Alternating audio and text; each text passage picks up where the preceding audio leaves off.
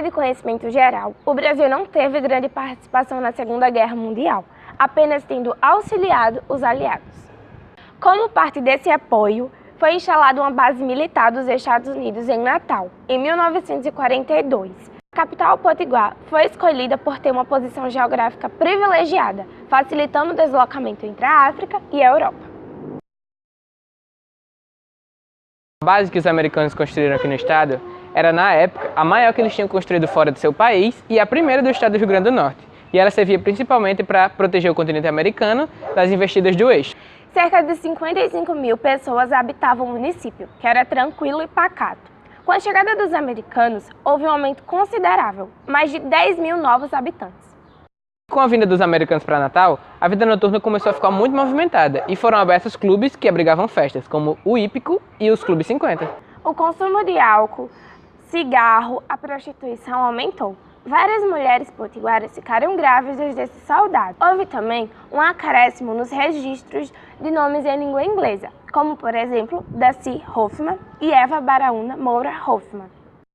A influência americana também se fez sentir na linguagem e foram acrescentadas novas expressões que facilitavam a comunicação entre americanos e potiguares, como, por exemplo, drink beer, que significa beber cerveja, change money, que significa troca dinheiro. Mas nem só de romances vivia a cidade. Na época, uma estratégia americana era deixar todas as noites Natal no escuro, que se chamavam os blackouts.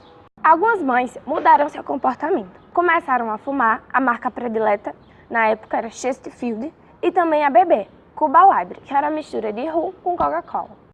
Mas ao final da guerra, a capital potiguar ficou conhecida como o Trampolim da Vitória.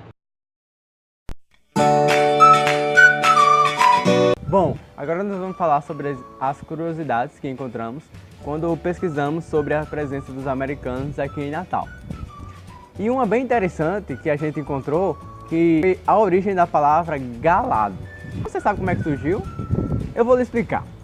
Durante a guerra, quando os americanos estavam aqui nos seus momentos livres, eles saíam para bailes e festas e eles iam vestidos com ternos de gala. Só eles poderiam usar. Daí os potiguares começaram a apelidá-los de galados. Calma, galados não tem nenhum sentido pejorativo. Dando continuidade, os americanos enriqueceram o nosso vocabulário com novas palavras, como por exemplo, fox, show, drink, money, short. Tem também palavras que a gente usa constantemente, como por exemplo, blackout, our time, ok.